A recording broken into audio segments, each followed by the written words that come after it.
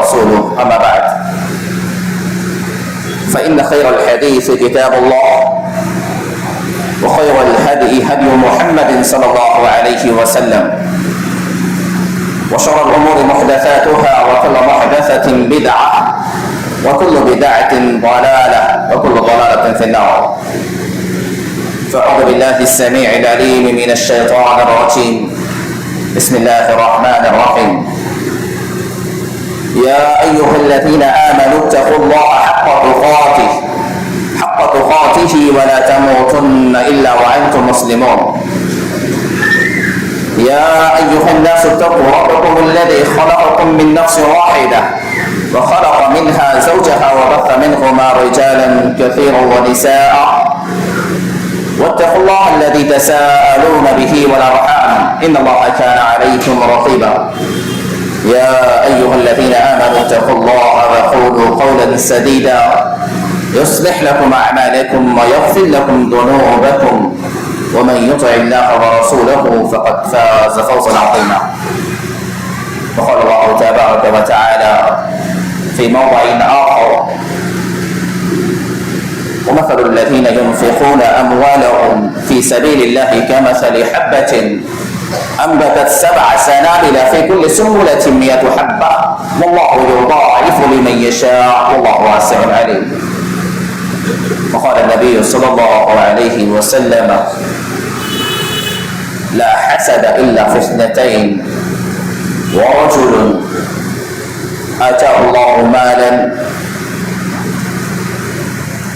وتصدق به آناء الليل وآناء النهار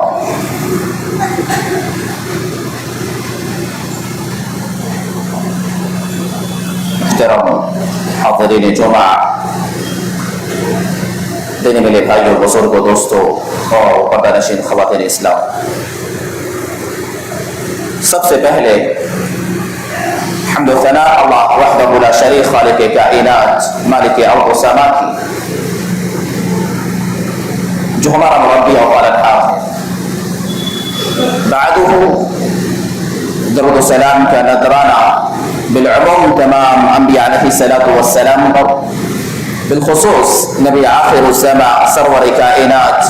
احمد مجتبی محمد مصطفیٰ صلی اللہ علیہ وسلم۔ حاضرین جمعہ، آج کے اس جمعہ میں جس موضوع کے تحت کچھ باتیں آپ سے کرنی ہیں، اس موضوع کا تعلق انفاق فی سبیل اللہ سے ہے۔ محترم حاضرین،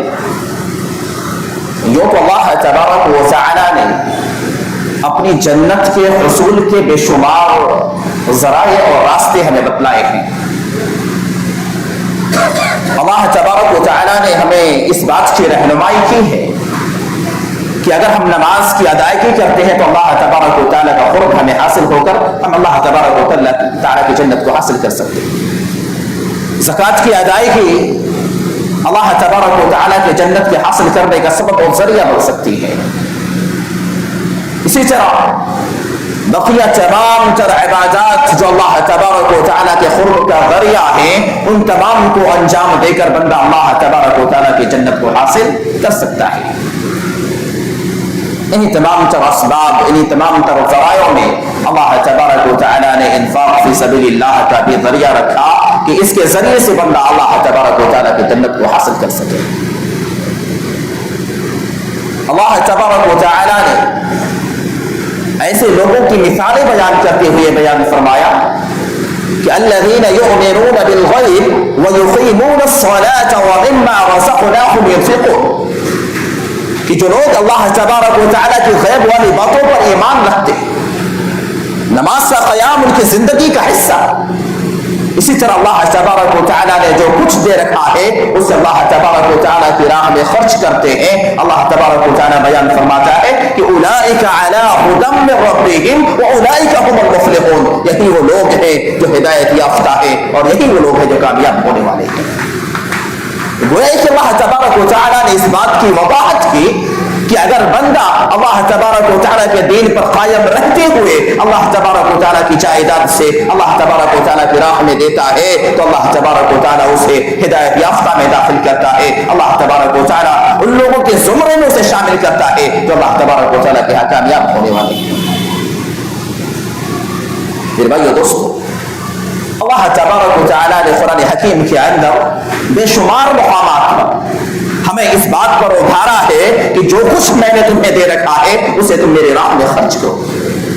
اور پھر اللہ تبارک و تعالیٰ نے اس ابھارنے کے ساتھ ساتھ اس بات کی بھی وضاحت کی ہے کہ اگر تم میرے راہ میں خرچ کرو گے تو اس کے عوض میں تمہیں کیا دوں گا. آئیے قرآن حکیم کی روشنی میں چند ایک آیت کے ذریعے میں آپ کے سامنے بتلاؤں کہ کس طرح اللہ تبارک و تعالی ہمیں انفاق فی سبیل اللہ پر ابھارتا ہے اور ابھارنے کے ساتھ ساتھ ہمیں اس بات کی وصیت بھی کرتا ہے کہ اگر تم خرچ کرو گے تو اس کا بدلہ تمہیں کیا ملنے والا ہے. اللہ تبارک و تعالی نے کلام حکیم کے اندر بیان فرمایا کہ مثل الذین ينفقون اموالهم فی سبیل اللہ کمثل حبۃ انبتت سبع سنابل فی کل سنبلۃ 100 حبۃ واللہ یضاعف لمن یشاء واللہ واسع علیم. یہ آیت کریمہ اس میں اللہ تبارک و تعالی نے بیان فرمایا کہ مثل الذین ينفقون اموالهم، کہ وہ لوگ جو اللہ تبارک و تعالیٰ کی دی جائیداد کو اللہ تبارک و تعالیٰ کی راہ میں خرچ کرتے ہیں ان کی مثال ایسے ہے جیسے مثل الذین ينفقون اموالهم فی سبیل اللہ کمثل حبۃ انبتت سبع سنابل، کہ ایک شخص نے زمین کے اندر گیہوں کا ایک دانہ ڈالا اور اس دانے سے 7 بالیاں پیدا ہوئی اور ہر بالی کے اندر 100 دانے ہوئے. گویا کہ اللہ تبارک و تعالیٰ یہ کہہ رہا ہے کہ جو کچھ ہم نے دے رکھا ہے، جو تمہیں ہم نے میسر کر رکھا ہے، اگر تم اس میں سے میری راہ میں خرچ کرتے ہو تو تمہاری مثال ایسے ہے کہ اگر تم نے 1 روپیہ میری راہ میں دیا ہے تو میں اس 1 روپے کو بڑھا کر 7 اور پھر اس 7 روپے کو بڑھا کر 700 روپے کرنے والا ہو. ذرا بتلائیے اس سے بہتر، اس سے اچھا آفر ہے کوئی دینے والا؟ اگر میں یہ کہوں کہ آپ مجھے 1 روپیہ دیجئے، میں آپ کو کل 700 روپے واپس کرنے والا ہوں، کون بے خوف ہوگا کہ اگر 1 روپے کے بدلے اسے 700 روپے مل رہے ہیں وہ 1 روپیہ دینے سے انکار کرے گا. اللہ تبارک و تعالیٰ کہتا ہے کہ تم میری راہ میں 1 صرف کرو، 1 دو، میں تمہیں اس کے بدلے 7 دوں گا اور اس 7 کو بڑھا کر میں 700 لے جاؤں گا. واللہ یضاعف لمن یشاء، اور یہ بھی سن لو کہ میں اس سے کہیں زیادہ بڑھا کر تمہیں دینے والا ہوں، اتنا دینے والا ہوں کہ تم اپنے وہم و گمان میں یہ بات پیدا نہیں کر سکتے کہ اللہ تبارک و تعالیٰ کس قدر دینے والا ہے. واللہ یضاعف لمن یشاء واللہ واسع علیم. یقین اللہ تبارک و تعالیٰ کا علم بڑا وسیع ہے، وہ بڑا جاننے والا ہے. معلوم یہ ہوا کہ جہاں اللہ تبارک و تعالیٰ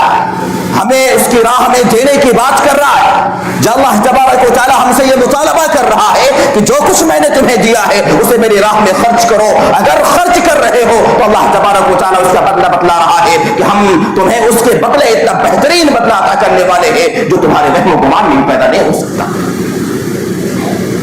آج ہم میں سے ایک شخص، ہر ایک شخص سے چاہتا ہے کہ ہم اللہ تبارک و تعالیٰ کی رضا کو پائیں،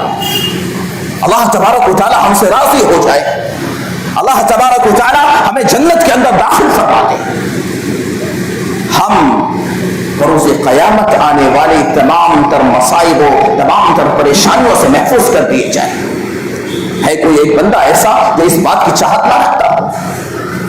ہے کوئی ایسا مسلمان جو یہ نہ چاہتا ہو کہ اللہ تبارک و تعالیٰ اسے بروز قیامت ان تمام تر مصائب و پریشانیوں سے، ان تمام تر آفات سے، ان تمام تر علام سے محفوظ فرما دے جو بروز قیامت تمام تر لوگوں کے ساتھ پیش آنے والی ہے؟ تو ایسا نہیں ہوگا. اللہ کہتا ہے کہ الذین ينفقون اموالهم باللیل والنہار سرا وعلانیہ فلہم اجرهم عند ربهم فلا خوف علیہم ولا هم یحزنون. اے وہ لوگوں جو لوگ میری راہ میں خرچ کرتے ہو، سن لو،